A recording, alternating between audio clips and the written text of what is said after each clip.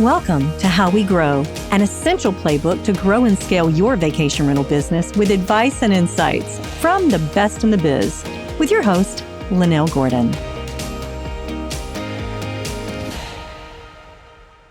Welcome to How We Grow, the vacation rental show. Today, I am honored to have a very special guest and friend who is one of the most remarkable women in vacation rentals today. She has a lot of experience with vacation rentals. She's done tours all over the world. She's a member of VRMA. Susan Doull has been in this industry for over 20 years in vacation rentals, and she owns a company called Commendable Rentals. Now, let me tell you about this. Okay, so Commendable Rentals is unique, guys. It's based in South Carolina, but she's in Italy and France. She also offers selected prime vacation rental properties, Austria, Spain, South Africa, Germany, US, and I honestly don't know where else. And she does this other cool, really thing, guys. She offers tours. If you're looking for someone that loves people and enjoys what she does, one of the most elegant, graceful people I know. Susan, thank you for coming. Lynell, the honor is all mine, and I don't deserve nearly any of that praise, or certainly not all of it. Thank you so much for having me, and I look forward to talking to you. Susan and I have tried to meet a bunch of times in Rome because I get to travel a bit with my husband, and we've missed each other every time. So hopefully this year will be the year, or this spring, we'll see. Absolutely. So where are you right now, Susan? Right now I'm in Rome, in my office, which is also my pied-à-terre here, and where I love being. Well, let me tell you this. I'm very, very excited. My team was excited too. I'm excited because I don't know anyone who manages the properties like you do all over the world, and you do it with grace and aplomb. I remember when you were looking for a property management software that would allow you to do some things in currencies, and you were really down and dirty seeking. I mean, you're just like getting in the gritty nitty. What does it do? How does it do this? How can it do that? So we want to talk today about growth. And this is called How We Grow. Recently, when you and I were talking, you have a really unique take on this. Tell me your take, Susan, on growth of the company. I think that you're referring to when I said that growth is a good thing, but it isn't everything. Right. If you grow too big or you grow too fast, you might lose some of the things you love. And it's obvious you love what you do. Well, let me ask you this. If you had one piece of advice that you could give to property managers who are looking to grow their company or looking to create a stable, sustainable lifestyle with their properties, what would you say to them, Susan? I think they first have to look at what their own strengths are and really what they love. Because if you're going to have your own business, you'll work far more hours than if you work for someone else. And you better love what you're doing. And if it's not fun, you won't succeed. So you have to, first of all, assess your strengths, figure out what you're good at and what you love. I love dealing with people. I love hospitality. And I actually like technology. I'm not that good at it, but I've figured out a lot for someone my age. But I don't like playing with numbers. I don't like accounting. So I have to delegate that, and I do. But I wouldn't want to build my business just around technology and growth and numbers, because I wouldn't be a success at it. You know, my company is sort of the lower end of medium. It's not a huge company, and it's never going to be a huge company because I would lose the connection with both my owners and the people that come and rent. And obviously, I'm not in touch with every person that rents, but I'm in touch with a lot of them. And I have other people that are in touch on the same basis in the same way and make a connection with the rest. So I don't want that lost. So there'll be a limit to how big I am. And I'm not quite all over the world, mostly in various spots of Italy and France. And as you mentioned, I have this love for South Africa. And so I do plan on growing the business down there so I can spend more time there and be more in touch with people down there. Well, my stepdad's from South Africa, so I plan to come visit you there. Just so you know, I know I've threatened before, but really, when you offered, I am going to do that. Yeah. One of the fun facts that our team, when they were looking into your background, is they said on a recent safari holiday, your company managed to capture footage of a family of cheetahs bathing. They sent me a link to it. And I was like, what? Is it the one with the sort of like a fountain and they were jumping in the fountain? Yes. Oh, that was actually not this year's trip, but an earlier trip. And then on top of that, these big buffalo, who are one of the most dangerous animals in Africa, came up and said, no, no, no, this is our water hole. We're going to drink here. The cheetahs didn't want to leave. There was a little resistance. Everybody's afraid of the buffalo. Yeah, no kidding. I know I'm not about water sure what buffalo. that has to do with vacation rentals, but there you are. Well, not everything has to do with vacation rentals. So your advice is to love what you do for sure. So on a technical basis, because I know you say you're not technical, but you ask questions like a technical person, Susan. I know because you've asked me. So tell me what was most important when you were managing vacation rentals in different areas, in different countries even. You have one property management company, right? For the moment, yes, that's right. Though I have added a lot of pieces to it, like pricing and guest notes and a few other things. But for me, the most important thing was how they could deal with Cross-currency. multiple things. Mhm. And that's still not an easy problem to solve. There aren't a lot of choices out there. But handling that for me was absolutely crucial because I've actually only been in the business about 15 years. But even back then, there was no technology. I mean, there was just the beginning of software to manage vacation rentals. And I can remember when you had to plug in every single price for every season, column by column and line by line for every property. And it was, when you said, I'm going to do pricing, you were setting out a month to dedicate for putting all your pricing in. And now, the whole job is you have to think about it and look at it. But the tedious part is all gone. No, It's I fun. agree with that. It is Yeah. fun. It makes it a lot more fun when you can actually look at your rates and you can manage them as opposed to, like you say, manually working each one and having to think through it. I mean, most people today wouldn't even know that that was the case because, just like we take the internet for granted. Before I had this business, we actually were hoteliers. And I sat on a conference panel that the theme was, is it worthwhile for a small hotel to have a website? Can you imagine? I do. I remember back too. Let me ask you this. Who should be your first hires in a foreign holiday rental? I mean, what's the hardest thing about managing these properties from the different parts of the world? Is it the people that you have to hire? I think in any company, managing people and choosing people is one of the biggest challenges and one of the most important things that you have to do. So yes, it is. But I find that like people stick together, and quite often I find people to hire from my owners because they know everybody in the area. And often they employ people themselves. And many times we've employed the people that they employ. There's one thing that's more important than that. You first need someone who speaks your language. If you don't speak that language and who speaks that language becomes unbelievably important. I speak French and tolerable Italian.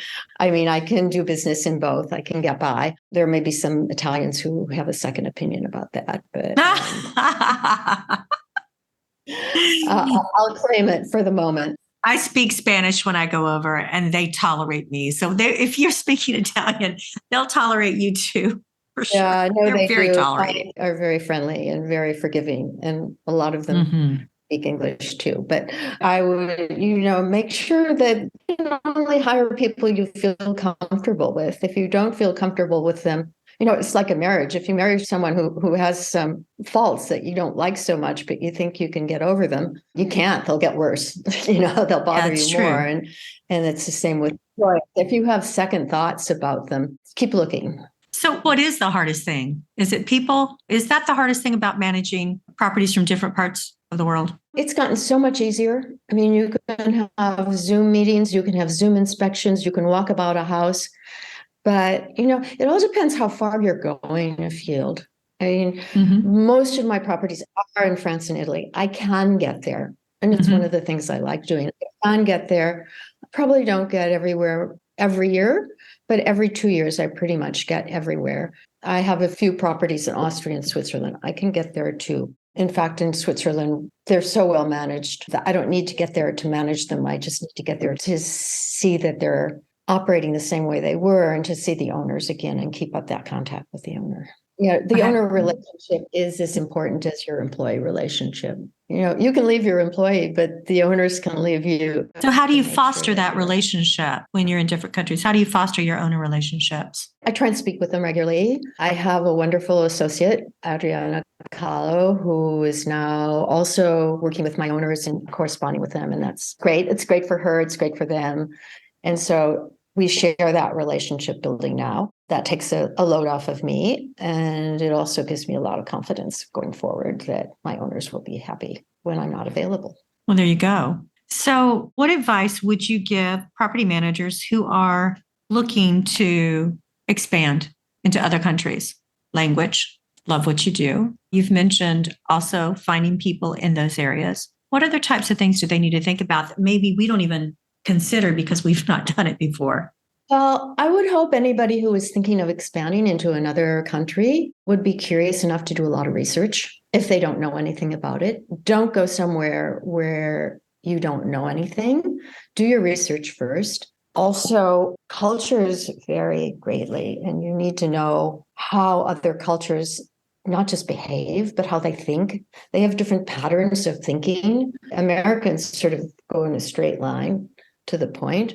Other countries still are thinking, crossing off all the no's before they can find the yes. And you need to know that. And just manners. Manners are really important. If I'm with someone who doesn't say please and thank you, it really irritates me. And there may be things that everybody has their own protocol about how you move your hands. Italians use them a lot. Other cultures think you shouldn't move them at all. I know when I first moved to France, and discovered as an American, I was taught that you always keep your hands underneath the table.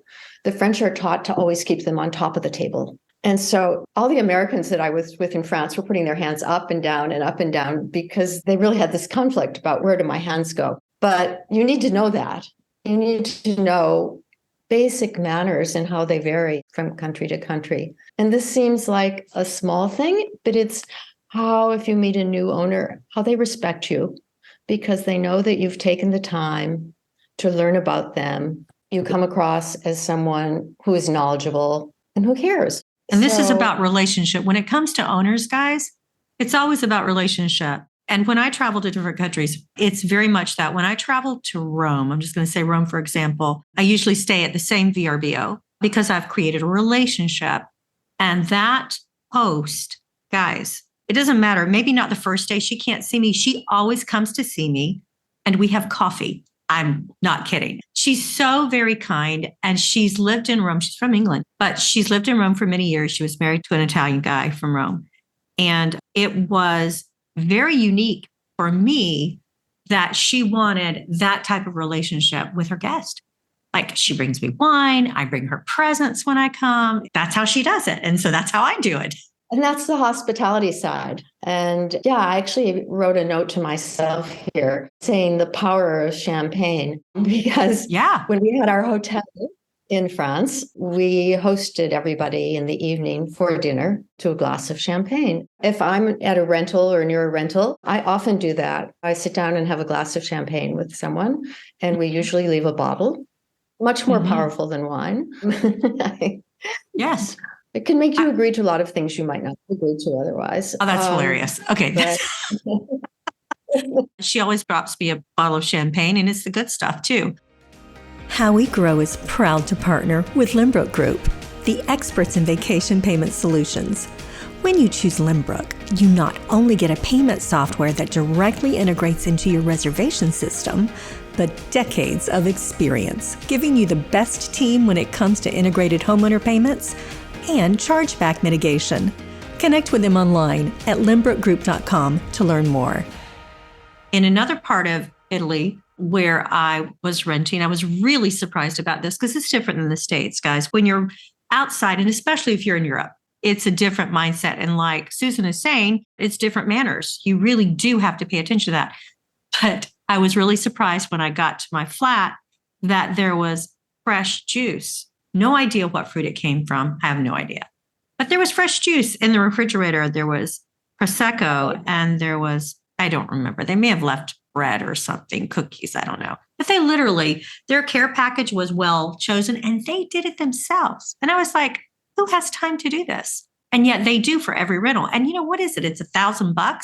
Like $1,500 for that, or pounds, whatever. And you're just like, wow, they have gone out of their way. So the level of hospitality for a VRBO that I've seen in Italy is way different than that, say, in Berlin. Totally different. I mean, Italians are hospitable. Very. And, yeah. It's a country where tourism is so important. So people grow up with tourists around them and they understand the power of relating to tourists. As I keep saying, I had this momentarily 15-year hotel background. So I relate to the hospitality part as well and to the wow factor of that when you walk in. I love it when people's eyes light up when they see something, when they see beauty. I have an owner with a beautiful property. She's a landscape architect and she created a wonderful garden in her property. But she also created for her grandchildren a dollhouse that was their size to live in. Not a dollhouse for doll size, but a child-sized dollhouse. And she had a whole lineup of books this high with covers that she'd printed out. And it was a room that had wonderful fabrics and everything was beautiful. And she said to me, you have to learn to appreciate beauty young.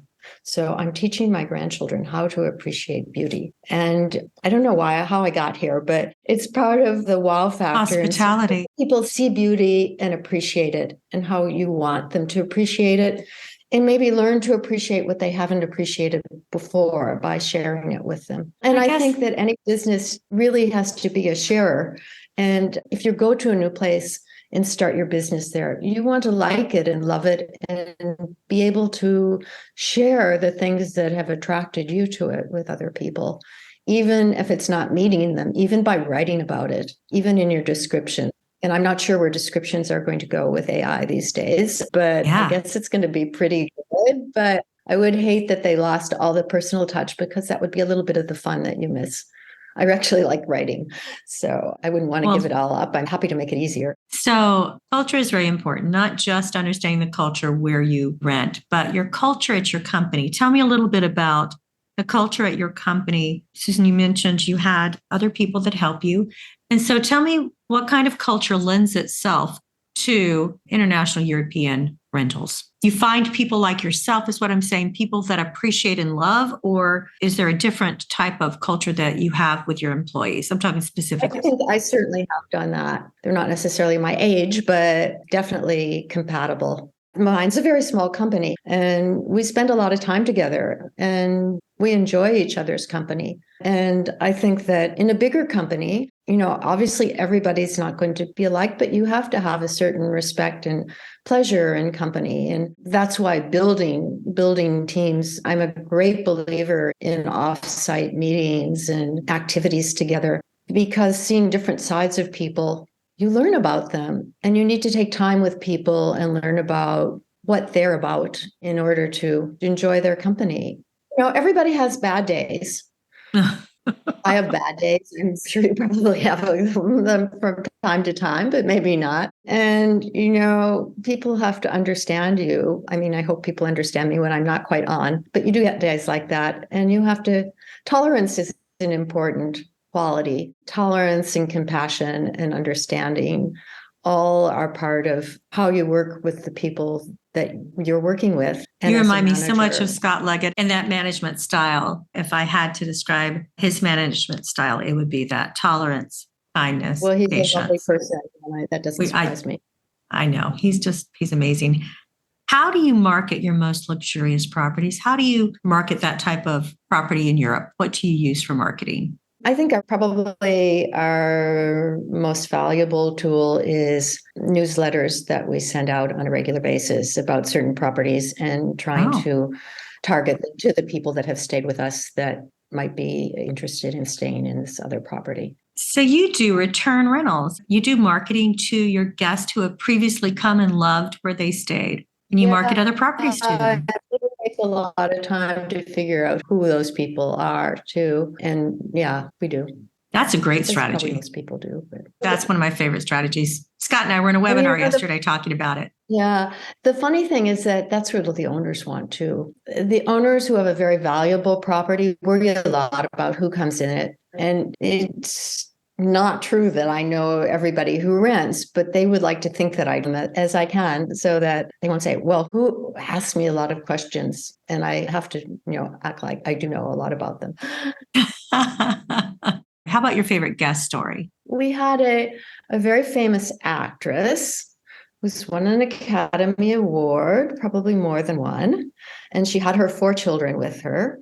And she used her husband's name. And we were sitting having drinks quietly with the family. We knew who she was because we'd been warned by her travel agent back in those days that she didn't want to be recognized. And so we were talking to them about where they'd been. And they'd been to London and they'd been to Westminster Abbey. And she said this was the most terrible experience. Here she was just being an ordinary person with her 4 children. And they were mobbed by people running up and grabbing her and wanting her autograph. And she said, we had to leave. And my children were very upset. And my husband was very upset. And she said, but we went to Amiens Cathedral today and everybody just left us alone. It was wonderful. The French are so considerate. They just don't do that. And this is very true about the French. They would never do anything as thoughtless as and impolite as that. But then what was lovely about the story was that her 5-year-old went and grabbed her mother's shawl and she put it over her head. And then she walked around. She says, I'm going incognito. As the best little actress, she dressed up like a peasant and said, I'm going incognito. So That's I imagine she adorable. copied that from her mother. She did it Well, with great aplomb, and I think she's now an actress. it's interesting that different people's lives, and this is part of what you were talking about. You were talking about the experience of beautiful things, being able to appreciate the beauty that surrounds you. And I think being able to appreciate the guest in that same way, their uniqueness and the way that they look on life, that's very interesting too. Getting to know people is fun, period, Susan. It is fun. That's why I'm in this business, is having friends, having connections, knowing people is, what would life be without it? It's certainly what gives you a good life. So it would be a little less flowers. I love flowers. I think that would be a little bit less. I want to give you an opportunity. If there's anything else you want to give advice for, I was very, very interested in letting people know how they could have vacation rentals in different countries and still manage it. That not only is it possible, but it is very pleasurable. But if there's something else that you'd like to talk about, I'd like to give you an opportunity. Well, along that line is when you're looking at where you want to expand, do make sure that you're going to want to be going there yearly and that you can make connections with the people, as I said, and travel there and learn about it. I think that you want to pass on to the people that work with you your love of the places. And I think that people have to just make that connection, both with people, with the places, and with their properties. I wouldn't take on a property that I don't like. And I have seen every single property that we have on file. As I said, I would like to expand in South Africa.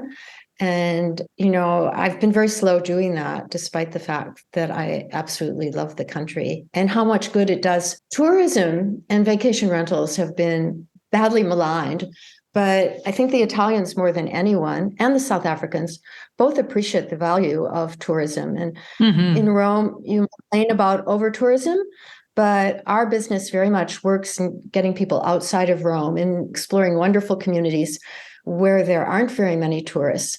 But tourism saves old properties. It also saves wild animals. That's a different story.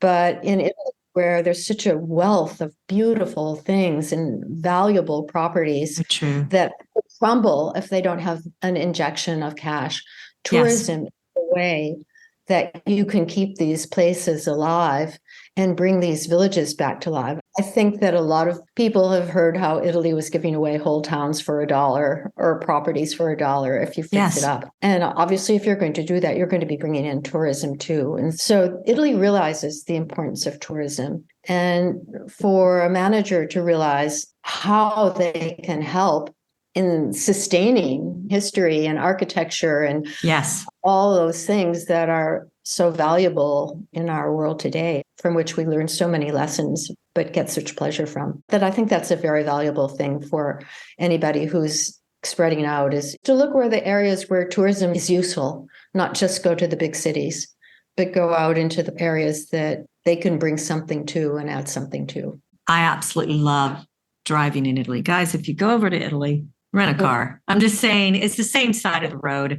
I remember saying to my husband, we went to the Italian Alps, but I was driving because it's just so beautiful. And I said to Nehemiah, my husband, I said, these structures, these homes that we're looking at, these estates are stunning, and they're crumbling around each other, the structures themselves.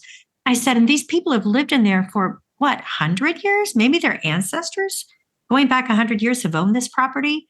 And then they're out in the middle of nowhere. I mean, these are castles.